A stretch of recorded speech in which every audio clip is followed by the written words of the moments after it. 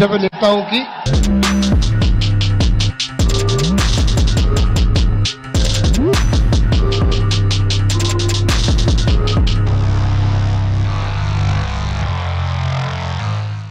तो 3 वर्षों के अंदर हमने बहुत से नवाचार करने के प्रयास किए।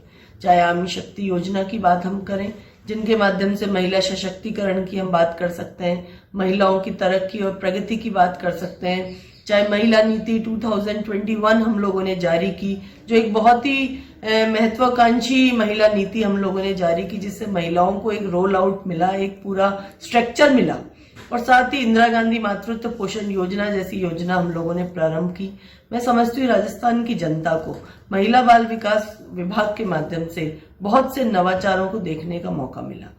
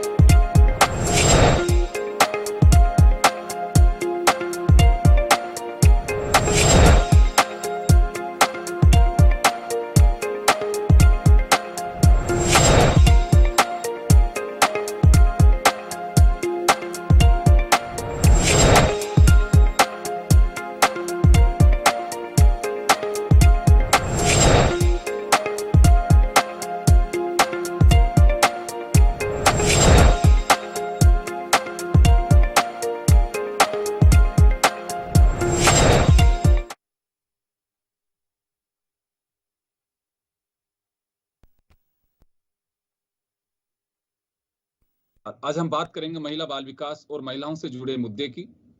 हमारे साथ इस पर चर्चा करने के लिए रूमा देवी जी बाड़मेर से जुड़ी हुई हैं, जो स्वयं सहायता समूह चलाती हैं। नम्रता केडिया जी हमारे साथ जुड़ी हैं, जो एंटरप्रेन्योर हैं, जयपुर से जुड़ रही हैं। हमारे साथ सुमन शर्मा जी भाजपा की वरिष्ठ नेत्री और राज्य महिला आयोग की पूर्व अध्यक्ष, हमारे साथ कांग्रेस से प्रतिष्ठा यादव जी जुड़ रही हैं। सभी का स्वागत है। और मैं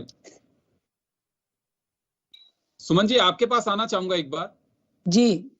बीजेपी आरोप लगा रही है कि केवल एक रेपिस्तान बनकर के रह गया है राजस्थान, और विकास के नाम पे कुछ नहीं, महिलाओं को एक तरह से डर है। तो ऐसा क्यों लगता है कि राजस्थान में केवल एक ही बात है, दूसरा कोई काम नहीं हो रहा? देखिए योगेंद्र जी, बहुत विनम्रता पूर्वक मैं कहना चाहूंगी कि ऑपोजिशन पार्टी होने के नाते आरोप प्रत्यारोप की बात नहीं है। जब महिला की अस्मिता की बात होती है तो जिनकी सरकार होती है या जो सरकार के मुखिया होते हैं उनकी जिम्मेदारी होती है कि महिलाओं की चहुमुखी विकास हो।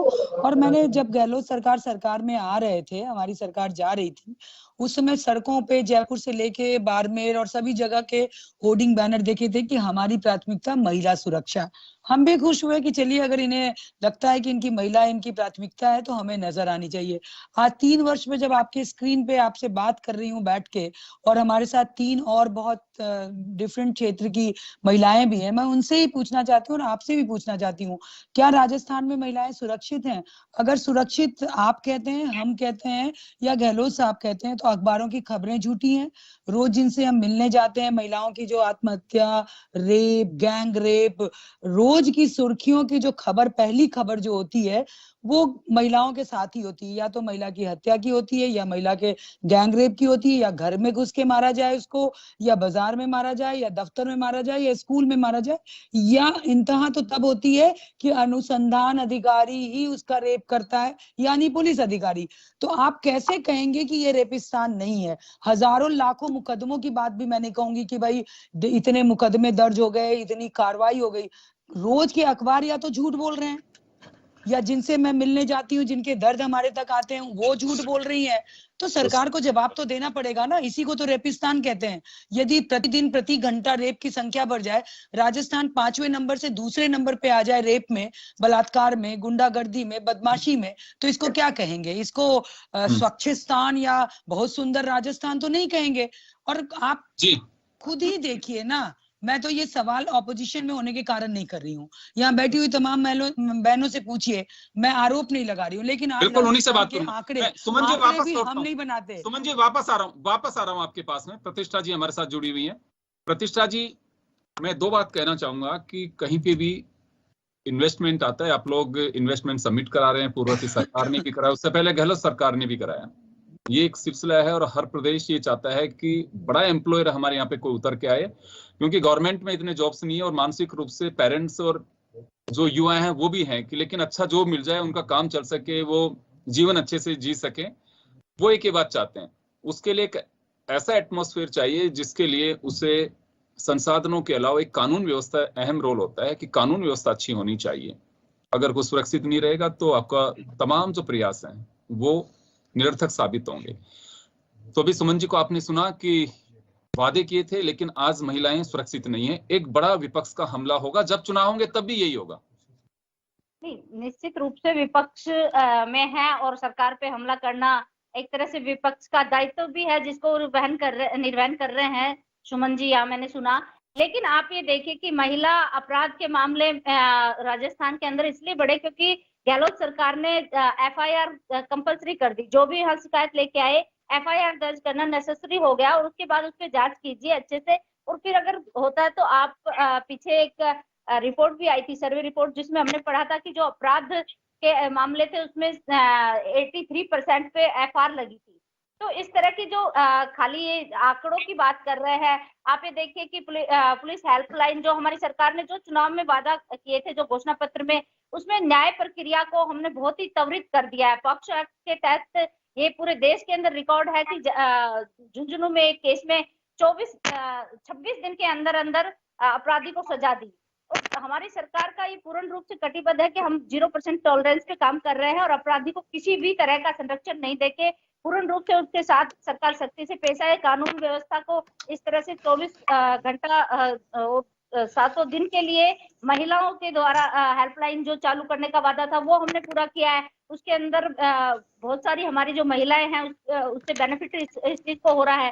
तो जो न्यायिक प्रक्रिया है, जो कानून का रूप है, उसको हमने पूर्ण रूप से इसके अंदर सुधार किए हैं। और मैं ये तो नहीं कहूंगी कि और सुधार की आवश्यकता नहीं है, लेकिन 3 साल के अंदर गहलोत सरकार ने प्रतिष्ठा जी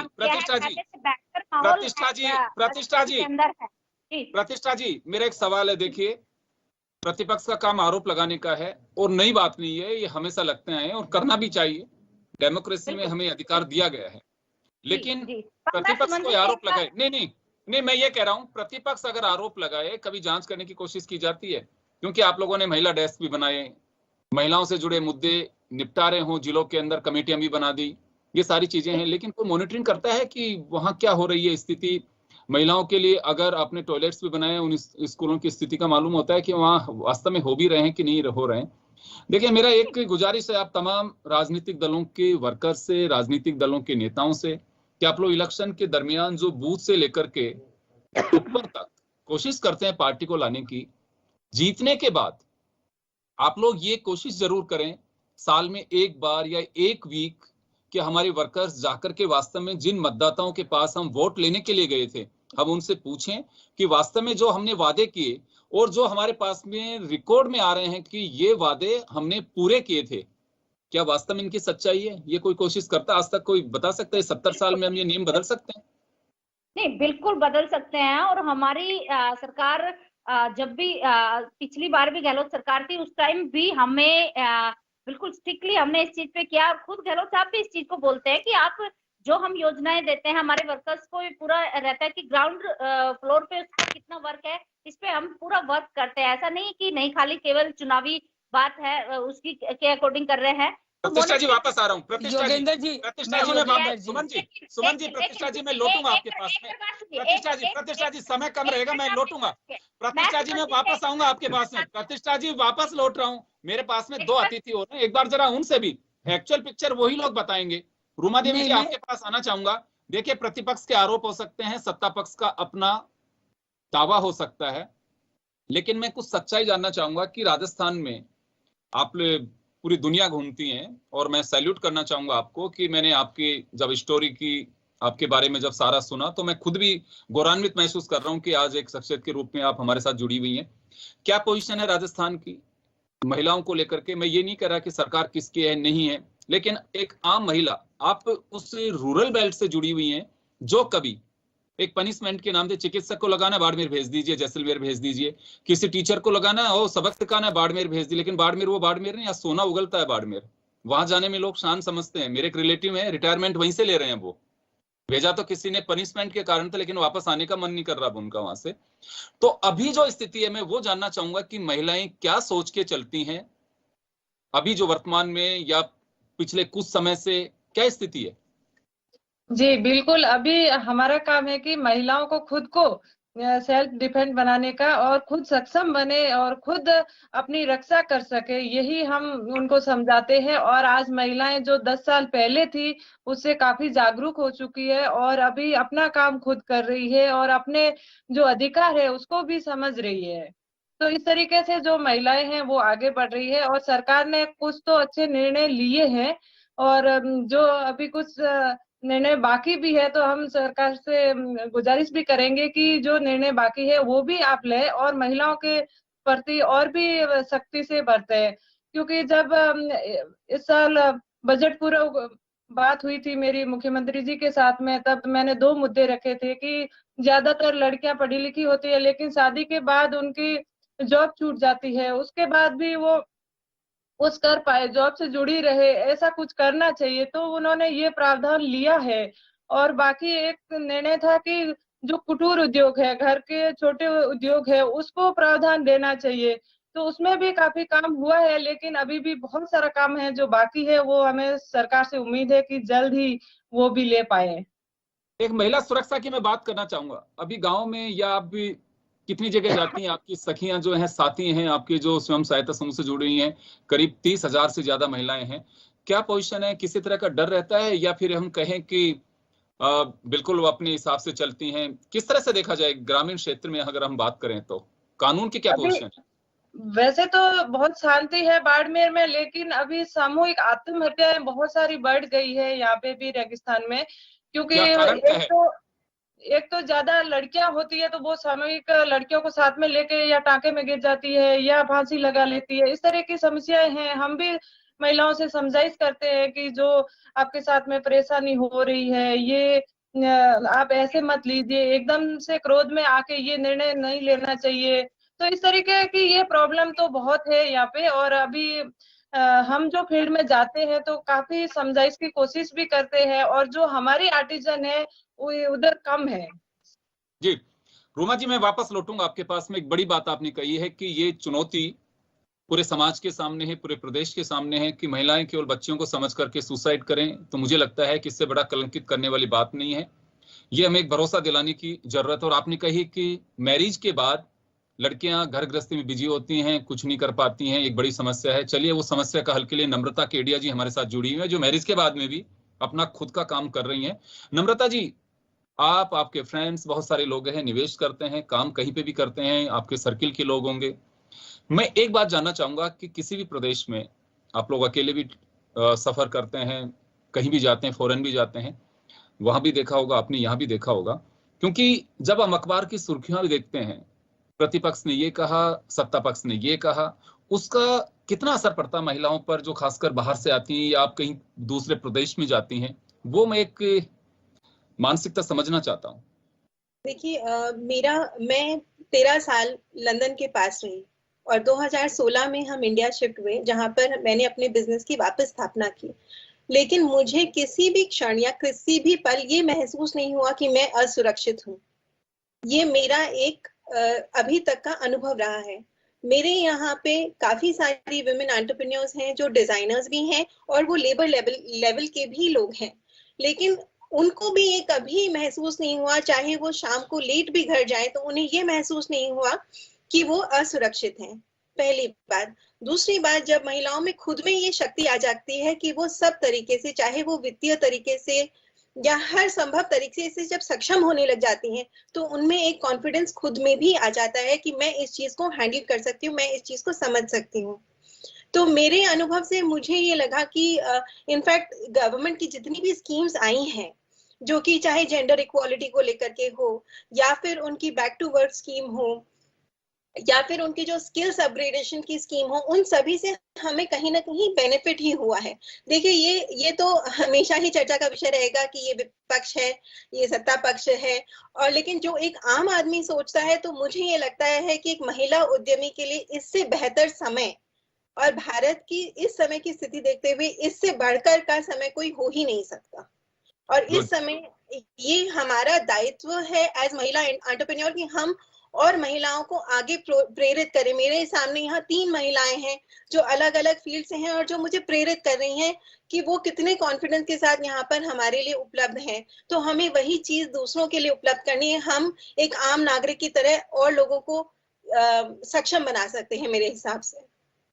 जी सुमन जी, बड़ी बात यही है कि महिला का कॉन्फिडेंस बढ़ा सकती है। और नम्रता जी की उस पॉजिटिव सोच को देखिए कि हमारे साथ में 3 अन्य महिलाएं जो बैठी हुई हैं, उनका कॉन्फिडेंस लेवल देख करके हमें लगता है कि हम बहुत कुछ कर सकते हैं। और देखिए, घटनाएं कहीं भी हो सकती हैं, घटनाएं सड़क, गली, दूसरी जगह को तो छोड़िए, घर में भी हो जाती हैं। और आप एनसीआरबी के जब रिकॉर्ड देखेंगे तो कोई भी इस तरह के केसेज, दुष्कर्म या छेड़छाड़ की जो घटनाएं होती, इसमें 75% नॉन होते हैं, करीबी रिश्तेदार होते हैं, जिनको वो जानते हैं, वो लोग होते हैं। तो अब हम केवल ये, बिल्कुल मैं कहूँ, ये एक ऐसा सच्चे है जो किसी के गले नहीं उतरता, लेकिन रिकॉर्ड्स हैं ये। तो हमें ये केवल हम कहें कि एक राजनीतिक मुद्दा हो सकता है, महिला, बेरोजगार, किसान, ये एक ऐसे मुद्दे होते हैं कि जो कभी भी अगर आप इन पे हाथ डालेंगे तो आपका राजनीति का मुद्दा बनेगा ही बनेगा, इसमें कहीं कोई खारिज नहीं कर सकता इसे। लेकिन हमें उस ओर ध्यान देने की आवश्यकता है कि क्या वास्तव में कहीं हमारे आरोप और हमारे दावे जो खड़ा होना चाहता है उसको कोई डरा तो नहीं रहा है। अभी रूमा देवी जी ने जो बात कही कि महिलाओं की बच्चियां हो जाती हैं तो डर के मारे वो सुसाइड कर लेती हैं। देखिए, जमाना बदल रहा है। मैं एक नाटक कुछ मैंने चीजें पढ़ी कि अगले जन्म मुझे बेटी ना कीजो, लेकिन होना ये चाहिए कि अगले जन्म मुझे बेटी ही कीजो, यानी कि अगले जन्म में बेटी बनूं। और ये बहुत किसी सारी पे होती हैं। आरोप लगाने की बात नहीं है, ये तो महिला खुद सक्षम होगी तभी हो पाएगा। देखिए ये सरकारें आती हैं जाती हैं, प्रदेश है, प्रदेश की महिलाएं हैं, यहाँ सब कुछ आपका स्ट्रक्चर जो है वो स्थायी है। और अभी जो नम्रता जी ने कहा कि 2016 से इन लोगों ने वापस, जयपुर की रहने वाली हैं, वापस इंडिया लौटे हैं ये लोग। वसुंधरा गवर्नमेंट भी देखी और वर्तमान के गहलोत सरकार के भी 3 साल इन लोगों ने देखे हैं। इनकी सेहत पे कोई फर्क नहीं पड़ रहा, काम करना है तो करना है। लेकिन ये आरोप या नहीं है, नम्रता जी ने जो कहा, एक गलतफहमी पैदा करके डर जरूर पैदा कर सकती हैं। बैटर पूर्व सरकार के वक्त आप लोग आरोप लगाते थे कि देखिए घटनाएं घट रही हैं। अभी वर्तमान में अभी बीजेपी अपोजिशन में, ये लोग आरोप लगा रहे हैं, केवल चेहरे बदले हैं, आप लोगों के आरोप नहीं बदले हैं। योगेंद्र तो जी, मुझे थोड़ा सा समय दीजिए। बिल्कुल, बिल्कुल। मैं ये कहना चाह रही हूँ, मैं प्रतिष्ठा दी जी और रूमा जी और अपने क्या नाम बताएं, नम्रता जी, तीनों की बातों को सुनी मैं। देखिए बहस इस बात पे आज ये नहीं हो रही है कि महिला कितनी सुरक्षित है या महिला कितनी आगे बढ़ गई या कितना महिलाओं में आत्मविश्वास आ गया। आज विषय जो बहस का था कि 3 वर्ष गहलोत सरकार के पूरे हुए, उसमें क्या स्थिति है। तो ये आरोप प्रत्यारोप की मैं बाई फॉल्ट या जो भी कहिए, मैं बीजेपी से बिलोंगिंग है, लेकिन सबसे बड़ा दुर्भाग्य यदि सरकार की तरफ क्वेश्चन मार्क तो उठेगा कि 3 साल हो गए, राजस्थान में महिला आयोग का गठन नहीं हुआ। आप कैसे कहते हो कि महिलाओं के प्रति आप संवेदनशील हो, यदि सबसे बड़ी जो संस्था महिलाओं की सुरक्षा की बात करती है, महिलाओं के संपूर्ण विकास की बात करती है, उस संस्था को आपने डंप कर दिया। आप कौन से हेल्प नंबर की बात करते हो? आगे बढ़ाऊंगा, कौन से अदालत का भी दखल हुआ, अदालत का भी थक गई कहते पर सरकार के कान पे जू नहीं रहेगी। इसलिए ये बड़ा क्वेश्चन मार्क लगता है कि आप महिलाओं के प्रति बातें कर लो कि हमने ये योजना कर दी, हमने पॉक्सो में ये कर दिया। अरे पॉक्सो में फांसी का प्रावधान हमारी सरकार ने किया था, हम इसके लिए पीठ नहीं अपना थपथपा रहे हैं, और निर्णय करने का भी हमने किया था। हमने 33 जिलों में पॉक्सो के कोर्ट खोले थे। उन कोर्ट की हालत देखिए कि सरकार ने उन कोर्ट्स को बंद कर दिए। आप क्या बात करते हो? माने अभी हम अगर बहस करेंगे तो बहुत लंबी हो जाएगी, लेकिन ये दावे के साथ मैं कह रही हूँ कि ये सरकार महिलाओं के लिए बिल्कुल नेग्लिजेंस वर्क कर रही है। जी सुमन जी, एक सवाल है मेरा। सवाल ये है कि निश्चित रूप से आपका बड़ा सवाल है, और बड़ा सवाल नहीं है ये, निश्चित रूप से जो लोग संवैधानिक दायित्व को समझते हैं या फिर पॉलिटिक्स को समझते हैं, बड़ा सवाल है कि 3 साल में आप महिला आयोग का गठन नहीं कर सकते। एक प्रतिष्ठा जी, ये देखिए जवाबदेही के साथ साथ सियासी गलियारों में एक आम जन के सामने एक सवाल खड़ा है कि आप महिलाओं के प्रति गंभीरता हो सकती है आपकी, लेकिन महिला आयोग को नहीं बनाना, एक बहुत बड़ा सवाल खड़ा होता है। Suman ji, remaining 2 year government के, उसको लेकर क्या कहेंगे कि एटलीस्ट सरकार को ये काम जरूर करने चाहिए? देखिए मैं सरकार से तो हमेशा हाथ जोड़ के विनती करती हूँ, सरकारें किसी की भी हो, चाहे बीजेपी हो या कांग्रेस हो, महिलाएं उनके लिए प्राथमिकता में रहनी चाहिए, और महिला आयोग जैसा जो एक संस्था है उसको जीवित रहने देना चाहिए। उस पे आप पॉलिटिकल दाव पेच खेलते रहो कि आपकी लड़ाई के कारण वहां अपॉइंटमेंट नहीं हो रहा है। और तीसरी बात महत्वपूर्ण कि आप अपनी संस्थाओं को, जो आपके तंत्र हैं, उसको मजबूत करो। अब पुलिस रेप करे महिला का, थाने में महिला कहाँ जाए? और ये अभी पहले होता था या अभी होता था? नहीं, आपको 4 घटनाएं हम गिना देंगे अभी सीक्वेंस बैक टू बैक कि थाने में महिला गई, उसके साथ क्या हुआ। सरकार के 2 बोल नहीं आए। सरकार 3 साल का जश्न मना रही है कल से लेके आज तक, और कल के पेपर की सुर्खियों को आप देखिए, क्या खबर थी आपने देखा होगा ना, मुख्य अखबारों में आप लोगों ने भी चलाया होगा। तो शर्म आती है। सरकार को जश्न मनाने के बजाय महिलाओं की सुरक्षा पे बात करनी चाहिए। तुरंत महिला आयोग का गठन करके उनकी शक्तियां उनको प्रदान करके कम से कम एक डोर तो ओपन कीजिए जहां महिला अपने दर्द को बयां करे जाके। ये सबसे जरूरी है और करना चाहिए। और गहलोत साहब को पता नहीं क्या, लास्ट टेन्योर में भी इन्होंने ऐसे ही किया था। लाट कुमारी जी को लास्ट आवर में बनाया, जो 2 साल तक 2015 में जब मैं बनी थी तब तक वो चली, तो सरकारों की लड़ाई में उलझी रही, और फिर वही हो रहा है। मुझे लगता है कि ये जाते जाते फिर गठन करेंगे, फिर इनकी सरकार चली जाएगी, वो महिला आयोग ऐसे डिफंग हो जाएगा। तो ये व्यवस्थाओं को जो रैप्चर चले, लेकिन उसको पंगु मत होने दीजिए, उसको पंगु मत होने दीजिए। समय कम है। मैं एक बार प्रतिष्ठा जी आपके पास आना चाहूंगा। देखिए महिला आयोग को लेकर के एक सवाल उठाया सुमन जी ने, और वाजिब सवाल है ये। सुनिए, मैं उस टाइम भी आपने मेरे को रोक दिया था। मैं सुमन जी से पहले, सबसे पहले आपकी बात पे मैं आऊंगी, उससे पहले मैं सुमन जी से एक बात जानना चाह रही थी उसी टाइम कि आप राजस्थान की बात कर रहे हैं, लेकिन यूपी और एमपी में तो आपकी गवर्नमेंट है, वहां के बारे में अगर आप चर्चा करें, क्योंकि महिला पर प्रतिष्ठा जी, प्रतिष्ठा जी, ये सवाल गौर करिए, ये सवाल पूछ के ये नहीं होगा कि हमारी सफेद उनकी हमारी कमीज उनसे गंदी है या अच्छी है, इससे इसका जवाब नहीं मिलेगा। किसी भी स्टेट में कुछ हो रहा है वो गलत है। हम राजस्थान में हैं तो राजस्थान की बात करेंगे। हम ये कह के अपनी कमीज को साफ नहीं कर सकते कि दूसरे स्टेट में क्या हो रहा है। आपकी कमीज उनकी कमीज से साफ है या गंदी है, इससे मत जोड़िए, इसको ऐसे मत जोड़िए कि यूपी में क्या हो रहा है या मध्य प्रदेश में क्या हो रहा है, सुमन जी, राजस्थान में क्या हो रहा है, इस पे आइए। प्रतिष्ठा जी, अपन मुद्दे पे लौटे। 3 साल पे मैं बात करना चाहूंगा। महिला आयोग का सवाल उठाया सुमन जी ने, महिला आयोग का नहीं सवाल देंगी उठाया।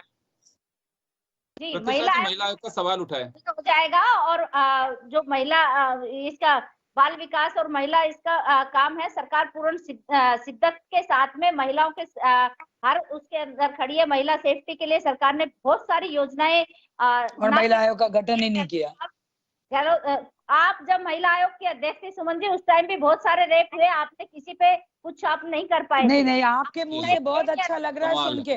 योगेंद्र तो हमारे पास में गिनाने के लिए राजस्थान की बहनों से पूछिए, आपको पता ही नहीं। जब मैं आयोग में थी ना, तो राजस्थान सुनिए 2 नंबर पे था, 5 नंबर पे राजस्थान को ले गई थी। इसलिए ये आरोप मत लगाइए, ये आरोप मुझ पे मत लगाइए। ये राजस्थान की आज भी बहनें मुझे फोन करती हैं और बोलती हैं आपके गठन नहीं होने के कारण। ये आरोप मत लगाइए प्लीज, ये आरोप मत लगाइए, ये आरोप मत लगाइए, ये गलत आरोप मत लगाइए। खुद के दाग को धोने के दूसरे पे दाग लगाने की, उछालने की जरूरत नहीं है। आप मुझसे पूछे ना कि आयोग का गठन क्यों नहीं किया, जवाब तो उनके पास है नहीं। गिनाने के लिए बहुत कुछ होगा। हम इनमें देखिए, राजस्थान की सच्चाई कुछ और भी। मंत्री तो महिलाओं के गालों की तुलना करते हैं। इनके मंत्री से पूछे ना, कहते हैं हेमा मालिनी और कैटरीना कैफ की तरह गाल की जैसी सड़कें बनाएंगे। इनके मंत्री के बयान तो ये महिलावादी संगठन है क्या? इनके मंत्री और इनके मुख्यमंत्री कुछ नहीं बोलते हैं। वो राजेंद्र गुड़ा जैसा मंत्री जिसको बनाया जाता है और कहता है कैटरीना कैफ की तरह गाल बनाएंगे, सड़क को बनाएंगे, वो क्या महिला के लिए बात करेंगे? आपको बोलने का कतई अधिकार नहीं है। आप लोग घोर महिला विरोधी हो, आप लोग घोर महिला विरोधी हो। सुमन जी समय कम है, सुमन जी प्लीज समय कम है, सुमन जी समय कम है। एक प्रतिष्ठा जी चुप हो जाती हूँ। प्रतिष्ठा जी आप सवाल का जवाब दीजिए। देखिए हमें आज ही एक कांग्रेस के पूर्व विधायक जिन्होंने कितना गंदा शब्द का इस्तेमाल किया है, अगर न्यूज देखती हैं तो आपको पता होगा, कर्नाटक के एक पूर्व विधायक कांग्रेस के कितना गंदा बयान दिया है रेप पे, आपकी पार्टी के हैं। 3 साल क्या महिलाओं के विषय में बात करती है? 3 साल की उपलब्धि भी मान के चले इसको। नहीं, ये क्या देखो, जो अपराधी होता है, वो कहते हैं कहने दो उनको, हम तो गठन नहीं करेंगे। होता है उसका, अपराधी को कोई कहीं पर भी, और हमारी पार्टी तो कभी बचाव नहीं करती, चाहे वो कोई कैसे नहीं करती। आपके दिग्विजय सिंह आपकी महिला कांग्रेस के अध्यक्ष को ही टंचमाल कहते थे। आपकी पार्टी की तो ये सोच है। प्लीज अपने समय जाया हो जाएगा, हमारा समय बहुत कम है। प्रतिष्ठा जी आप अपनी बात 3 साल पे बोलिए। प्रतिष्ठा जी 3 साल कहिए, 3 साल पे यूपी में ले लिए, पूरे देश के अंदर देखिए कितने अपराध, महिला अपराध कितने बढ़ रहे हैं, वो भी आप नजर रखिए। आप सरकार की बात करेंगे तो आप बहुत सारी बातों का जवाब आपको भी देना पड़ेगा सुमन जी। और चलिए रूमा जी आपके पास आना चाहूंगा मैं, समय कम है। रूमा जी आपके पास आना चाहूंगा मैं। क्या चाहती हैं कि गहलोत सरकार 3 साल पूरे कर चुकी है, 2 साल जो आने वाले हैं वो महिलाओं के लिए खासकर ये कुछ करना चाहिए, उनको क्या करें ऐसा? बिल्कुल, जो अभी महिलाओं को जो अधिकार नहीं मिल रहे हैं वो मिलना चाहिए। थोड़ा सा सरकार को महिलाओं के प्रति ध्यान देना चाहिए और ध्यान देने की जरूरत है, क्योंकि वो खुद सक्षम होगी तभी। जी, किस तरह का काम होना चाहिए कि हाँ महिलाओं को इन चीजों की जरूरत है? आप ग्रामीण क्षेत्र से आती हैं। सबसे ज्यादा तो रोजगार से जोड़ेंगे तभी उनकी मानसिकता बदलेगी और वो खुद आत्मरक्षक बन सकते हैं। जी चलिए नम्रता जी आपके पास आना चाहूंगा। क्या महसूस करती हैं आप कि राजस्थान में एटलीस्ट ये तो होना ही चाहिए महिलाओं के लिए? देखिए बहुत सारी स्कीम्स गवर्नमेंट ने इंट्रोड्यूस की हैं, लेकिन हमारी जैसे उद्यमी, जैसे इन्होंने कहा रूमा जी ने कि मतलब इनको रोजगार मिलना चाहिए, है ना, पर हम जैसे अगर हम ढूंढना चाहें ऐसी महिलाओं को तो हमें बहुत मुश्किल आती है ऐसी महिलाओं को आसानी से ढूंढने में जिन्हें ये रोजगार की आवश्यकता है या जिन्हें हम सक्षम बना सकते हैं। तो मेरा सजेशन सरकार को ये है, आपकी जितनी भी स्कीम्स हैं या जितने भी ये हैं, बट ये इजीली एक साधारण आम आदमी को एक्सेसिबल नहीं है। इसके लिए या तो सरकार को सेंट्रलाइज ऐप बनाए जहां पे एक आम आदमी अपने बिजनेस का रजिस्ट्रेशन करके क्योंकि सरकार ने फॉर एग्जांपल बाइफर्केशन तो कर दिया महिलाओं का कि ये किसी शेड्यूल कास्ट से हैं या फिर इन्हें व्यक्तिगत प्रॉब्लम है या डोमेस्टिक वायलेंस की शिकार है इत्यादि। लेकिन अगर ये बाइफर्केशन एक ऐप पे उपलब्ध हो जहां पे ऐसी महिलाओं जिनको बहुत सख्त जरूरत हो और ऐसे बिजनेस, तो दोनों का जहां एक मीटिंग पॉइंट हो जहां से ये रोजगार इनको मिल सके, मेरे ख्याल से एक ऐसा प्लेटफॉर्म सरकार को ऑल अंडर वन रूफ की बहुत आवश्यकता है। तो चलिए, राजनीतिक दाव पेच ऐसे ही चलते रहेंगे, लेकिन प्रदेश हमारा है, हम सबका है। उसका विकास कैसे होना चाहिए, विकास होगा वो स्थायी रहेगा। सरकारें आती हैं जाती हैं, हमारी भावनाएं स्थायी रहेंगी, तो उन्हीं को आगे बढ़ाते रहे। सरकार से गुजारिश है कि जो सुझाव आते हैं उन पे गौर करना चाहिए। जो लेकुनाज हैं, चाहे प्रतिपक्ष के आरोप भी हैं, तो उसमें गौर करना चाहिए कि कहीं सच्चाई है तो उसे दुरुस्त करने का काम करना चाहिए। लोकतंत्र है, आरोप लगाए जाते हैं, आरोप की अगर सच्चाई अगर उसमें कुछ होती है तो उसे दुरुस्त करना सरकार का दायित्व भी है। चलिए, बहुत बहुत शुक्रिया आप सभी का। हमारी विशेष पेशकश सरकार के 3 साल में इतना ही। दीजिए इजाजत, नमस्कार। ईश्वर की शपथ लेता हूं कि जन टीवी की लेटेस्ट अपडेट पाने के लिए हमारे चैनल को जरूर सब्सक्राइब करें और नोटिफिकेशन पाने के लिए बेल आइकॉन दबाएं।